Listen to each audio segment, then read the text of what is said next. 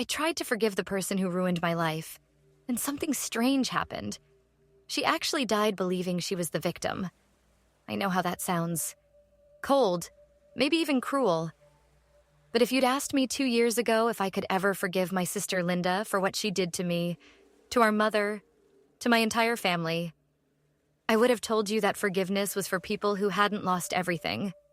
Yet here I am, telling you this story from my tiny condo, drinking coffee from a mug my daughter Sarah bought me that says, "World's okayest mom," and I can honestly say I'm free. Not happy about what happened, God. No, but free. Let me take you back to where it started. 18 months ago, I was a different woman living a different life. I was 58 years old, had been married to Tom for 32 years, worked as a school librarian at McKinley Elementary here in suburban Columbus.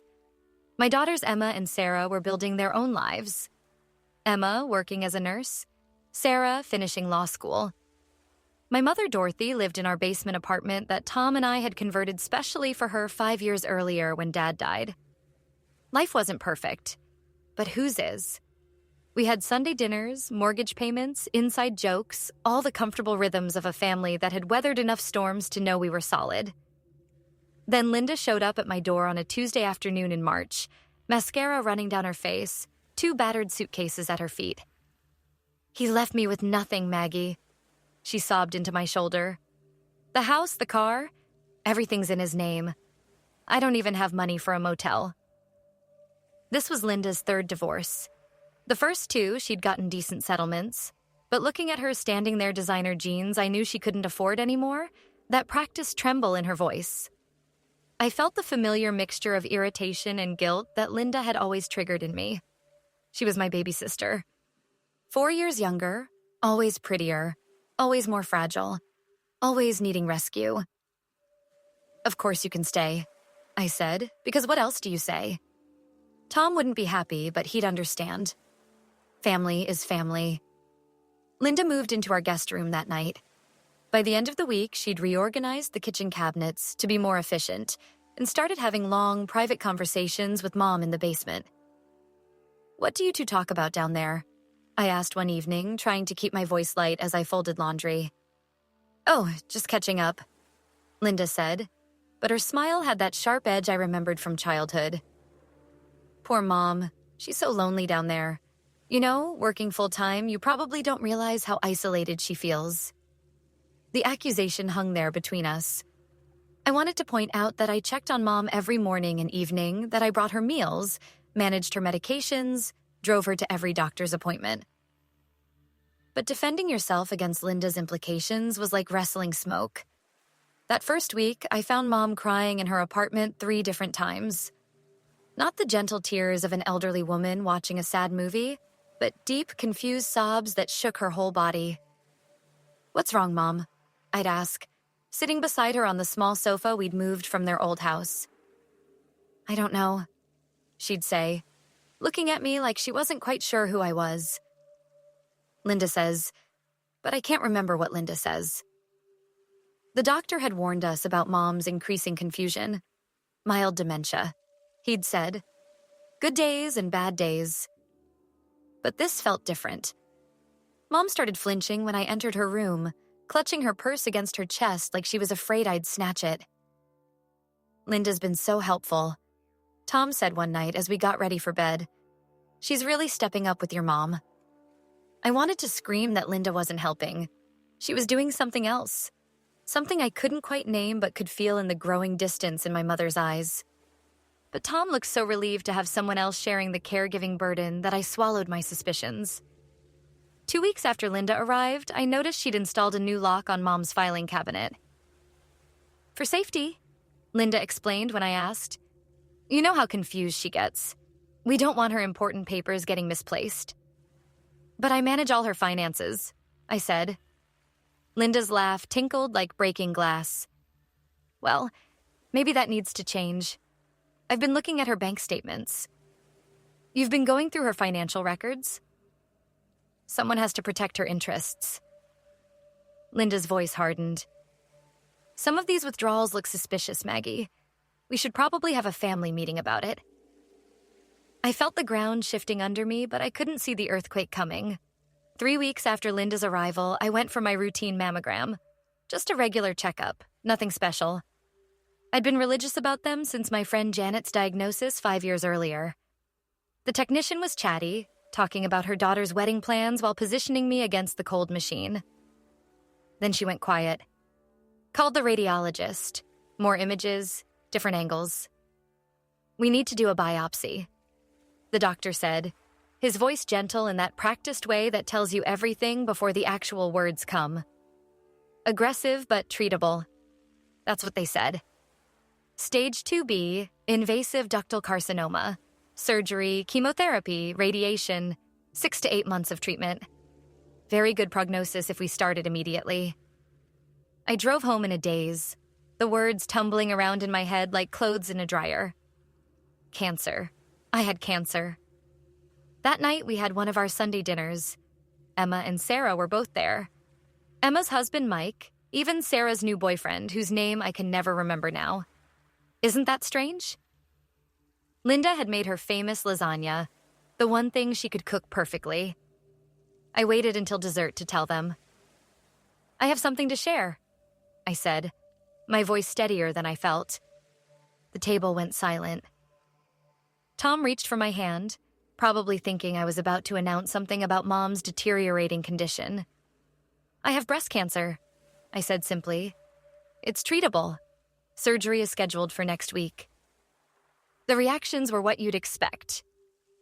Gasps, tears, Emma immediately shifting into nurse mode asking about staging and oncology teams, Sarah grabbing my other hand so tight it hurt, Tom's face draining of color. But Linda's reaction was different. She stood up, walked around the table, and wrapped her arms around me from behind. "Don't worry about anything," she whispered in my ear, her breath warm and somehow threatening. "I'll take care of everything while you're getting better. The house, Mom. Everything." Looking back now, I should have heard the promise in that threat. But I was scared, focused on the foreign invader in my breast, not the one in my home. The surgery went well. They got clean margins, the sentinel nodes were clear. I woke up in recovery, feeling like I'd been hit by a truck but relieved. Tom was there, holding my hand, looking haggard. "Linda's been amazing," he said. "She's completely taken over with your mom. Even handled some of the bills so I could be here with you." I wanted to tell him not to let Linda near our finances, but my mouth was too dry, my mind too foggy from anesthesia. By the time I could form coherent thoughts, it was too late. Chemotherapy is its own special hell. They don't tell you about the bone pain, how it feels like someone is slowly crushing every joint in your body. They don't tell you about the chemo brain, how you'll stand in front of the refrigerator forgetting why you're there, or lose words mid-sentence like they've fallen through holes in your mind. Linda moved in, temporarily, while I was recovering. "Just until you're back on your feet," she said, taking over my bedroom when I was too sick to climb stairs and had to sleep in the den. Tom's working such long hours, and someone needs to be here for Mom during the day. I tried to visit Mom between treatments when I could walk without vomiting, but Linda was always there first. "Mom's resting," she'd say, blocking the doorway to the basement stairs. "She had a bad night. All confused, poor thing. She kept asking why you were stealing from her." "What?" "Oh, the dementia," Linda said with that practiced sigh. "The doctor said she might make false accusations. We just have to be patient with her." But I hadn't spoken to Mom's doctor. Linda had taken over those appointments when I started chemo, claiming it was too much exposure to germs for my compromised immune system. One afternoon, while Linda was grocery shopping and Tom was at work, I made it downstairs. Mom was sitting in her chair, staring at nothing, her hands folded in her lap like a child in trouble. "Mom?" I sat beside her, noticing how she shifted away from me. "Margaret?" She looked at me with such confusion it broke my heart. Linda says you took my money. For your medical bills." "Mom, no, I've never taken your money. I've been managing your accounts to pay for your medications, your expenses, but..." Linda showed me the statements. All those withdrawals. What withdrawals? But Mom's eyes had gone vague again, lost in the fog that came and went like tide. That night, feverish from chemo, I heard voices from upstairs. Tom's low rumble and Linda's tinkling laugh. They were in my bedroom. In my bed. I told myself I was hallucinating. The chemo did that sometimes, made you see and hear things that weren't real. But the next morning, I found an earring on my nightstand. Linda's earring. A distinctive silver hoop with a blue bead she'd worn since college. I confronted Tom that evening. I was weak, could barely stand, but rage has its own energy. "How long?" I asked, holding up the earring. His face crumbled like wet paper. "Maggie, I'm sorry. It just happened. You've been so sick and Linda was there and... in our bed? While I'm dying downstairs? You're not dying. While I have cancer? While I'm fighting for my life?" Linda walked in then, perfectly timed as always.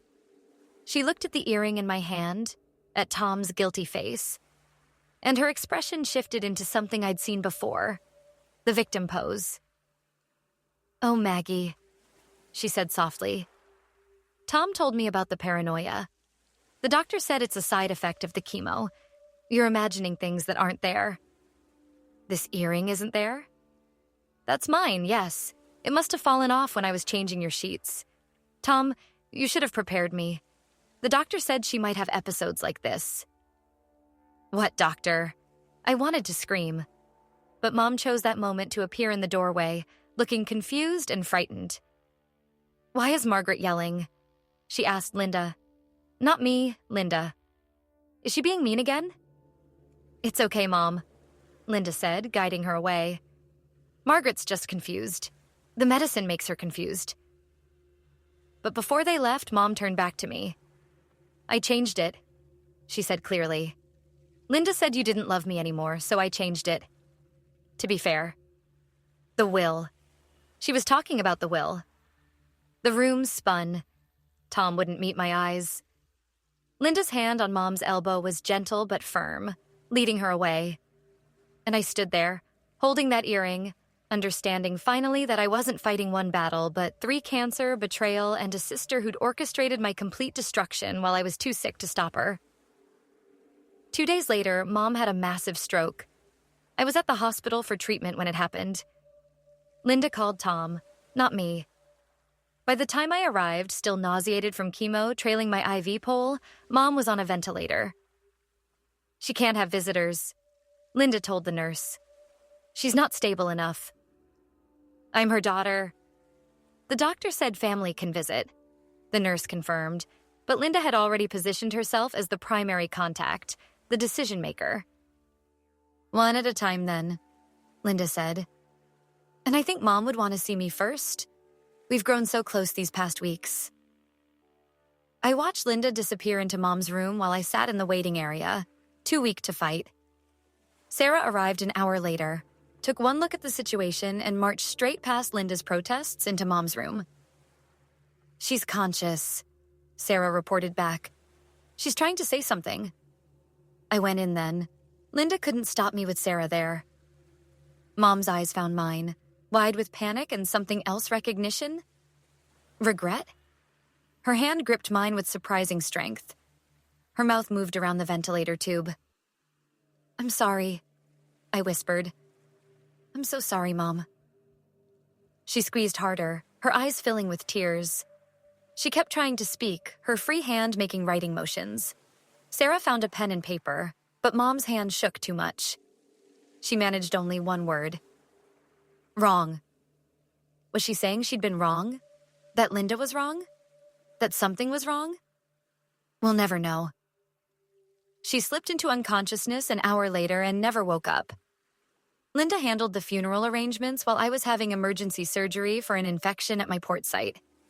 She chose the cheapest casket, the minimum service, invited only the people she wanted there. By the time I was released, Mom was already in the ground. "We couldn't wait," Linda explained to everyone. "With Margaret's immune system so compromised, we couldn't risk exposure at a public viewing." The will reading was 3 weeks later, I was still in active treatment, wearing a wig that made my scalp itch, propped up on anti-nausea medication that barely worked. The lawyer's office smelled like leather and disappointment. The will was changed 6 weeks ago. The lawyer read, his voice carefully neutral. Dorothy Marie Patterson leaves her entire estate, including the family home at 447 Maple Avenue, all financial accounts and personal belongings, to her daughter Linda Patricia Morrison. The house. The house Tom and I had been paying the mortgage on for 5 years. The house we'd renovated for Mom. $400,000 in equity? Gone. That can't be right, I said. Mom had dementia. She wasn't competent to change her will. The lawyer shifted uncomfortably. Mrs. Morrison provided documentation from Dorothy's physician stating she was of sound mind when the changes were made. What physician? Dr. Roberts. I'd never heard of Dr. Roberts. Mom's physician was Dr. Patel, had been for 15 years. Linda sat there, hands folded, wearing Mom's pearl necklace, the one Mom had promised to me when I was 12. I know this is hard, Linda said softly. But Mom explained everything to me. The missing money, the neglect. She wanted to make things right. What missing money? Linda produced bank statements, highlighted and annotated. Withdrawals I'd never made. Transfers to accounts I didn't recognize. All dated during the weeks I was in chemotherapy, when Linda had access to everything. I think, the lawyer said quietly, you should get your own attorney, Mrs. Patterson. Tom sat beside Linda through the entire meeting. Not beside me, his wife who was fighting cancer. Beside Linda. Emma cried silently.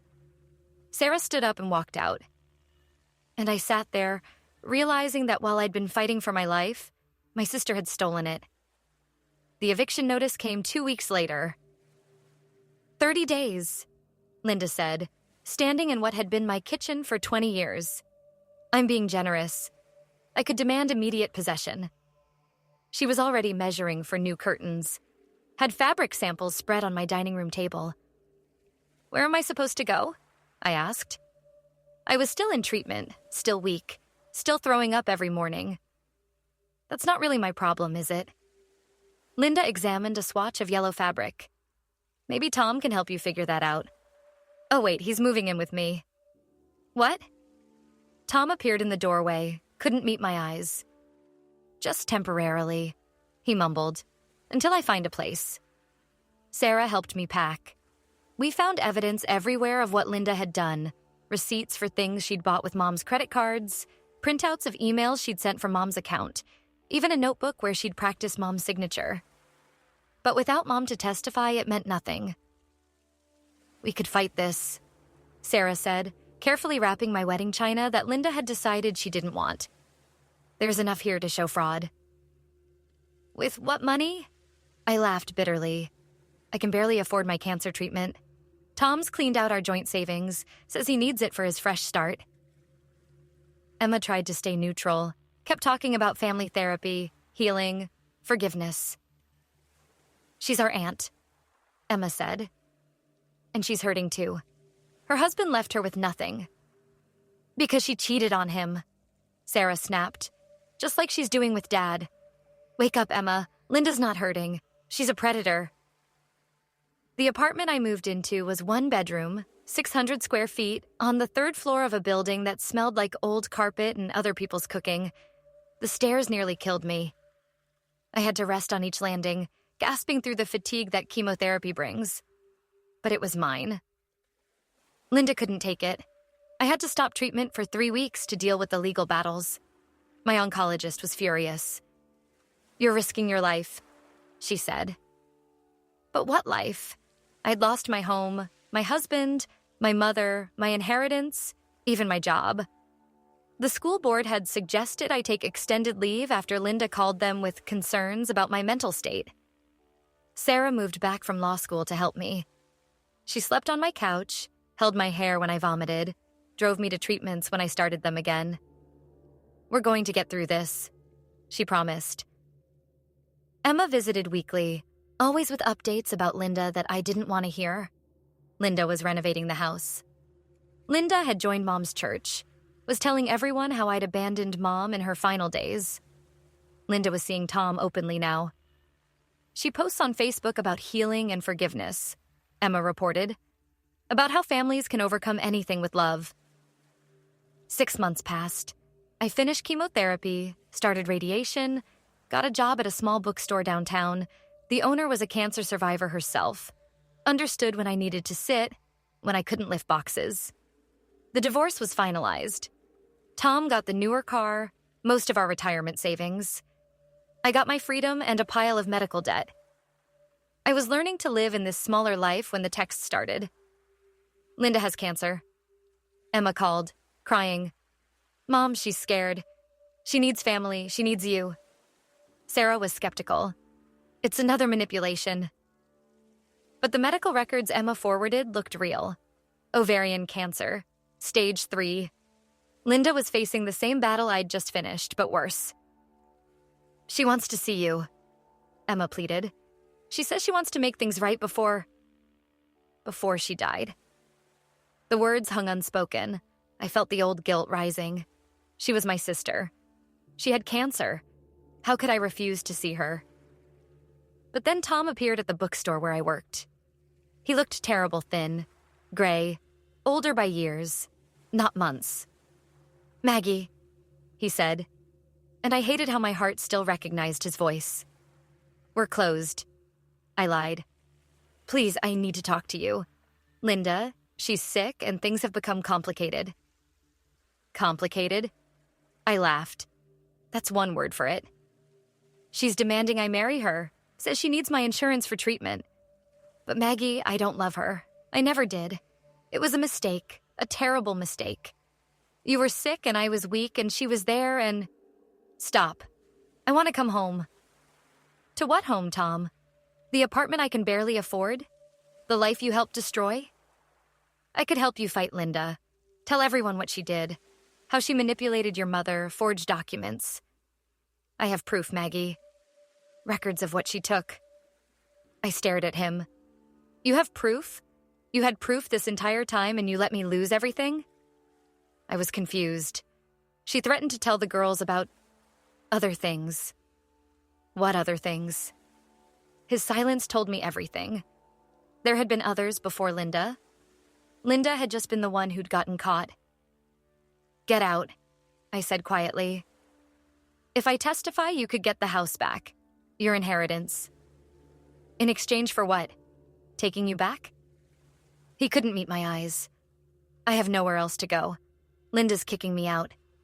She says I'm worth more dead than alive, the insurance. Get out. He left, but the seed was planted. He had proof. I could fight. I could win. But did I want to?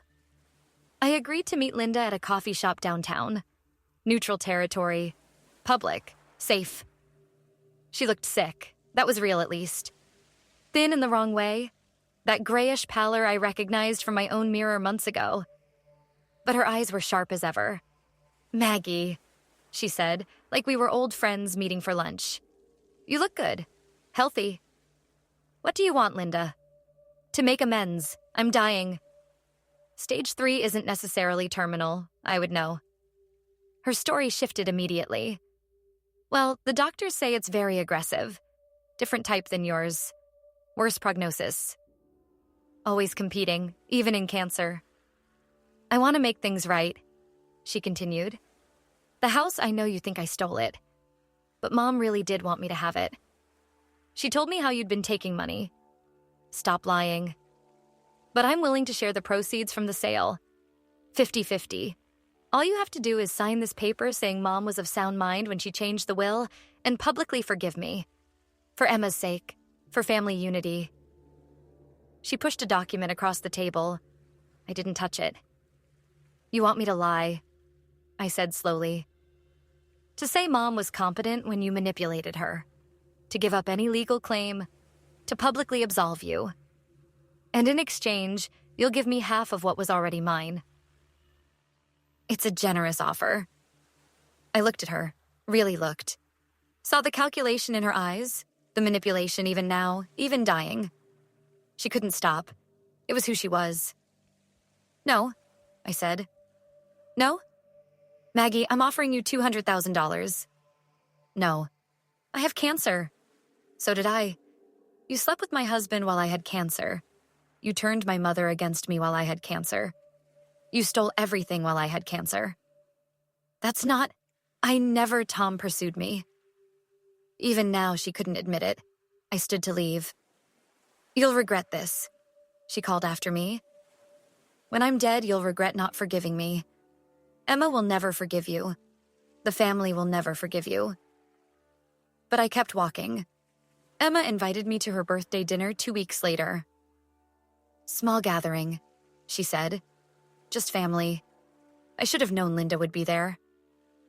She sat at the head of the table like a dying queen, everyone hovering, fetching her water, adjusting her cushions. Extended family had been invited, cousins I hadn't seen in years, Tom's brother, people Linda had been poisoning against me for months. I want to make a toast, I said when dessert arrived. Emma looked nervous. Sarah squeezed my hand. To truth, I began. To the truth about what happened to our family. The room went silent. 18 months ago, my sister Linda came to my door claiming to need help. I took her in. While I was fighting breast cancer, she convinced our mother, who had dementia, to change her will. She did this by telling our mother I was stealing from her, neglecting her, abusing her. Maggie, someone said, this isn't the time. When is the time? When she's dead? When it's too late for truth? I continued, my voice steady. She slept with my husband in my bed while I was sick from chemotherapy. She stole my mother's house, her money, her final months. She destroyed my marriage, my relationship with my mother, my home, my financial security. She did this deliberately, methodically, while I was fighting for my life. Linda stood up, shaking. How dare you? I'm not finished. I forgive you, Linda. The room went silent again. I forgive you the way I forgive the cancer that tried to kill me. As a force of destruction that couldn't help its nature. I forgive you because holding on to hatred for you is like swallowing poison and expecting you to die. I forgive you because I need to be free of you. You sanctimonious. But forgiveness doesn't mean reconciliation. It doesn't mean pretending it didn't happen. It doesn't mean letting you back into my life to hurt me again. I forgive you, and I am done with you. Linda's mask finally slipped completely. She screamed, threw her wine glass, called me names I won't repeat. The family saw it all, the rage, the manipulation, the cruelty she'd hidden so carefully. And then something strange happened. Tom's brother spoke first. She borrowed $5,000 from me, said it was for Maggie's medical bills, never paid it back. Our cousin Marie. She told me Margaret was abusing Dorothy. I work for Adult Protective Services. I almost filed a report. Emma's husband, Mike. She tried to convince Emma to put Margaret in a psychiatric facility, said the cancer had affected her mind. Story after story came out. Linda had manipulated, lied to, stolen from almost everyone in that room. But they'd all been too embarrassed, too unsure, too isolated to speak up. Linda left, slamming the door. She never came back. Tom moved to Florida to live with his brother a month later. Sent me a pathetic email about starting over, finding himself. I deleted it without responding. Linda stopped her cancer treatment. I don't know if it was pride or spite or just exhaustion from maintaining so many lies. She posted increasingly bitter messages on Facebook about family betrayal, about saints being martyred, about forgiveness being a lie. 8 months later, she died. Alone except for a hired hospice nurse. She'd driven everyone away. Every friend, every family member, every person who'd tried to love her. 5 people came to her funeral. I was one of them. I stood at her grave after everyone left, looking at the fresh dirt, the temporary marker. I meant it, I said to the stone. I do forgive you. Not for you. You're beyond caring now. For me, for my daughters, for the life I'm building without you in it. The strange thing about forgiveness, The thing nobody tells you is that it's not about the person you're forgiving. Linda died believing she was the victim. She rewrote history in her mind until she believed her own lies. My forgiveness couldn't change that. Couldn't penetrate the walls she'd built around her truth. But it changed me. I work full-time at the bookstore now. I bought a tiny condo last month, 1 bedroom, but it has a balcony where I drink my morning coffee and watch the sunrise. Sarah graduated law school, specializes in elder law now, protecting families from what happened to ours. Emma and I are closer than ever. She understands now, sees how love without boundaries becomes enabling. Tom tried to come to Linda's funeral. I saw him in the parking lot, sitting in his car, looking old and lost. He drove away without getting out. I heard he's working as a greeter at Walmart, living in a studio apartment. The money he took?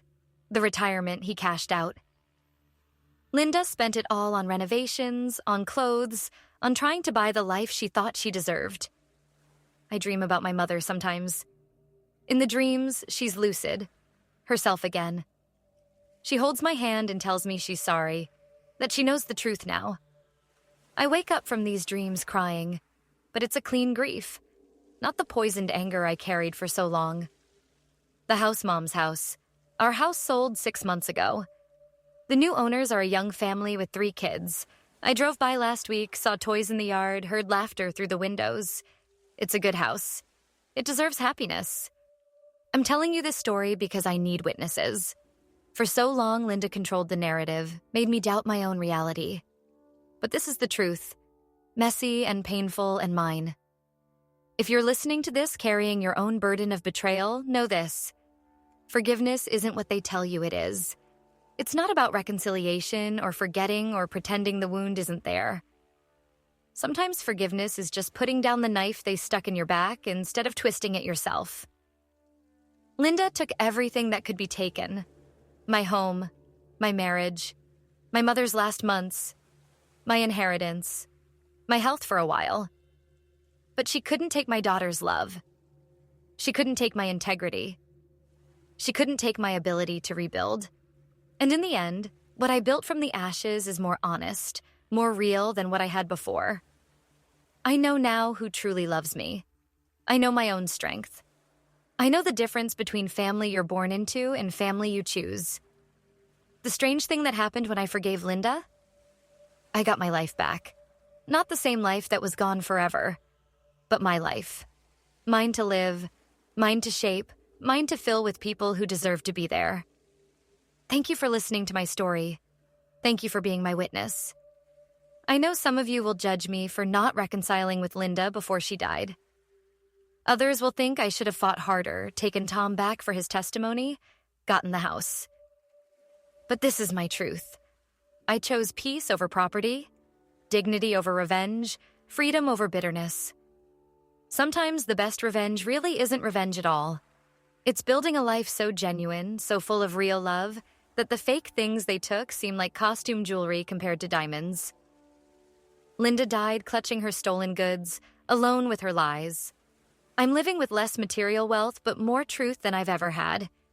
If you're in the middle of your own betrayal, if someone you trusted is systematically destroying your life, know this: it ends. Either you end it by walking away, or time ends it. But it ends. And when it does, you get to choose who you become in the aftermath. I chose to become someone who could forgive without forgetting, who could let go without giving in, who could lose everything and discover that everything wasn't what I thought it was anyway. Thank you for letting me tell you the truth. All of it. The ugly parts, the shameful parts, the parts I've never said out loud before. It's the first time I've told it start to finish, and I feel lighter. Like I've been carrying rocks in my pockets for years and finally remembered I'm allowed to put them down. The last thing Linda ever said to me was that I'd regret not forgiving her. She was wrong about so many things, but she was right about that. I would have regretted it, but not for the reasons she thought. I would have regretted giving her that final power over me, letting her take my peace along with everything else. Instead, I forgave her and kept my soul. Thank you for listening. Thank you for being here. Thank you for reminding me that my story matters, that the truth matters, that what happened to me was real and wrong and survivable. I'm Margaret. I'm 60 years old. I'm a cancer survivor, a betrayal survivor, a woman who lost everything and learned that everything is relative. I'm sitting in my tiny condo, drinking coffee from a mug my daughter gave me, telling strangers on the internet about the worst thing that ever happened to me. And somehow, impossibly, I'm okay. Actually, I'm better than okay. I'm free.